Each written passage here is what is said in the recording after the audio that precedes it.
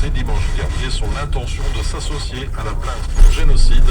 déposée par l'Afrique du Sud contre Israël devant la Cour internationale de justice. Cette démarche du Caire devant la justice internationale est effectivement une réaction immédiate à la série de décisions inconsidérées d'Israël ces derniers jours, commente notamment l'éditorial en première page du quotidien égyptien Al-Masriyon. Également dans les kiosques, tout autre chose, ce nouvel épisode dans la guerre économique États-Unis-Chine, Joe Biden qui surtaxe les industries stratégiques chinoises au profit du Made in America, titre les Échos. Le président américain veut sécuriser son plan de réindustrialisation et couper l'herbe sous le pied de Trump. Biden qui impose des droits de douane de grande ampleur contre la Chine, rivalisant de plus belle avec Trump sur le terrain commercial, titre le Wall Street Journal. La Maison-Blanche qui a officialisé un renforcement drastique des barrières commerciales dans des secteurs stratégiques. Les droits de douane sur les véhicules électriques, par exemple, importés de Chine, vont passer à 100%. Et à présent, la revue de presse maghrébine, Maroc, création d'un centre international d'intelligence économique à Dakhla, ce titre dans le Matin ou encore Express, un partenariat entre le Forum des associations africaines d'intelligence économique, le consortium stratégique des professionnels de l'intelligence et aussi l'association internationale francophone d'intelligence économique.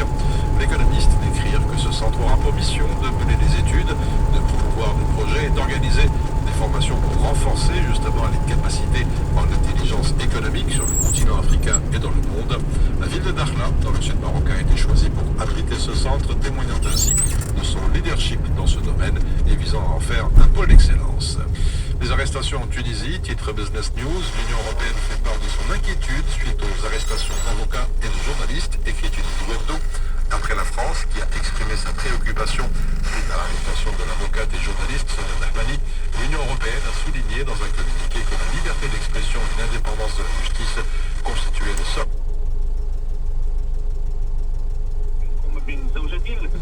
يعني مشكل بسيط يقدر يهرسك يعني مشكل بسيط يقدر يخربك في حياتك كتولي صافي تقول انا مالي انا طلع لي الدم انا علاش فهمتي يعني هذا الشيء الاكثريه كنشوفوا انا كنعيشوا وكنشوف ناس قراب ليا حتى هما كيعيشوا يعني واحد جوج كيقول لك انا مالي تدخلني انا كاع على هادشي مشي لدارهم ولا كتقول لك انا مالي تدخلني معايا بشي حالات وعليا انا ما يتكلمش فيه هذا هما المشاكل وهادشي شنو كيجيبوا ما كتكون ديك الروابط القويه اللي شنو كتقويها الحوار كتقويها الثقه فهمتي بزاف الامور يعني ما كاينش تواصل مع المراه ما كاينش ثقه في المراه او الراجل عاوتاني ما كتثقش فيه يعني بزاف الامور يعني باش كتقوي هذا الشيء